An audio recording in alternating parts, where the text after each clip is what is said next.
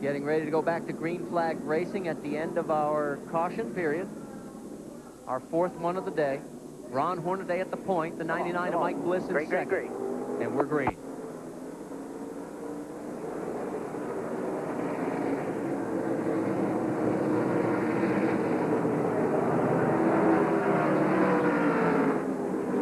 Down through turn number 1, Hornaday gets another good restart. Bliss right behind, about 2 truck lengths. Andy Houston about another 2 trucks. And look at Biffle. As we go on board with Jimmy Hensley, Biffle was taking a run at Sprague. Jimmy Hensley right now running in 7th. The 6th position in front of him is the number 25 at Tolsma. There is Sprague and Biffle. Sprague is running 4th. Biffle is 5th. And the man who's in 6th position now is the number 2 of Mike Wallace. There he is. And he has gotten around Tolsma. Ooh, he pushed up a little. He had a big run there, and it looked like that truck got very tight coming off turn 2, and he had to check up on the throttle. On board with the team ASE Ultra Wheels Ford.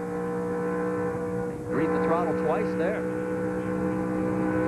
Lap traffic is Lance Norrick. He's got a run on the Granger Ford. Biffle side by side at the stripe. Yeah, he's going to take the position. Can he hold on to it? Biffle on the high side. That line is finally starting to really come in now, and Biffle's going to take the position back.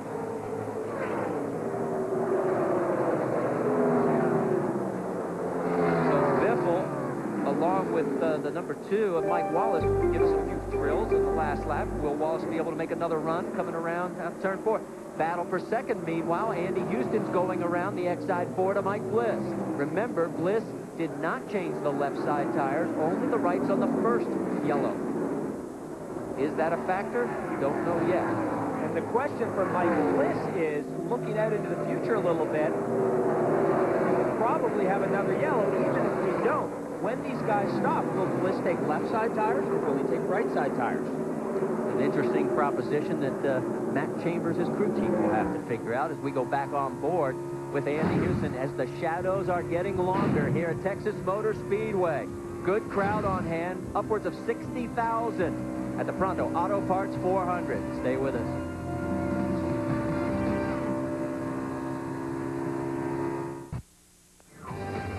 You're looking at the Speedway Club here at Texas Motor Speedway, and what's that got to do with the Friday night fights on ESPN2? Well, that's where it's going to happen next. They're just down the corner from us. 9:30 Eastern, 6:30 Pacific on ESPN2. Danny Romero versus Enrique Jupiter. That's a super bantamweight title bout, and that's where we're headed right after this. And speaking of duking it out, here's the battle we've got going on the racetrack right now. That is Ron Hornaday. Right behind him is Andy Houston, and they are still flying around at over 172 miles an hour. Not bad for a truck that was originally designed to haul hay. Well, and they just went 175 miles an hour. Andy Houston turned 175 about 2 laps ago as he was chasing down Ron Hornaday. Our Dodge race recap. Ron Hornaday has led 58 of 88 laps. We've had 3 lead changes, and here comes Houston trying to knock on the door some more. Lap leaders, Hornaday, Sauter, Bliss. Off the track right now, the list includes Mike Stefanik and Brian Refner. And then out of the race, Marty Houston, B.A. Wilson, Tommy Croft, Jeff Andretti, Phil Bonifield. There's quite a few. Zoe Sontag, Eric Norris, Ryan McGlynn, Shane Jenkins, Chris Horn. And here we go, battle for the lead, and the draft works for Andy Houston, but not for long. Hornaday takes it right back down into turn number 1. Well, Houston did lead that lap, so he will get the bonus points for leading that lap. Marty Houston, we talked to him about being out of the race. He's listed in 25th right now, and he is now out of the infield care center. Amy? The update from the infield care center is that he's going to be okay. No burns, just some bruises from his seat belts doing exactly what they're supposed to do, and that was keep him tight in the truck. But you know what I thought was interesting? He said that he knew he had a tire rub, yet they decided to keep the truck out, and then the tire cut down, and at that point there's nothing you can do. This reminds me a lot of what happened to Rick Corelli at Memphis earlier in the season. So the good news on Marty Houston right now, you're looking at the 99 of Mike Bliss, currently running in 30s, about 1.1 seconds behind the race leader. And I'm really impressed with what Mike Bliss is doing here. He did not, remember, he did not stop and take those left side tires that everyone else took because he wanted to gain some track position. And he's running 173 miles an hour right now.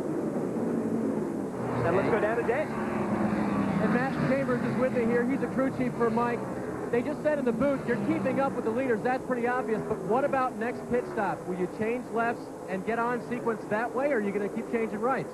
Now we're going to go ahead and put right side tires on the X side batteries forward. It's running real strong, and tire wear wasn't really an issue in practice, so we had to do a different pit stop strategy there because we lost a lot of track position on that first stop. So we had the guys in the 24 had fallen down on their pit stop. We avoided hitting their guy and got all crossed up. So we're still all right.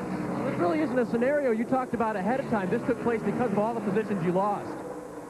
You really have been bouncing back now just because of that pit position, trying a new strategy now. You didn't need to stay out. Yeah, we weren't really planning on this, but it's hard to get around guys here, and we were back in 17th, so the only thing we figured to do is stay out. So that's what we're going to do. I think we'll be all right. All right, guys, and maybe Matt Chambers and Mike Bliss's crew took a clue from the Pikes Peak race. Remember how long Jack Sprague stayed out on left side tires? And here is Jack Sprague, the battle here for fourth position, and Sprague has been shuffled back here a little bit. You've got Biffle there, and Setzer, Tolsma, and then Sprague. And that is Sprague running in 7th right now. Biffle in the 4th slot.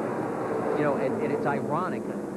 Matt Chambers mentioned the fact that they weren't going to do that strategy, but it was Mike Bliss who said, if you had to, you could go the whole race on left. Well, I talked to him yesterday, and he said, oh, the left side tire wear, not a problem at all. There's a change for position.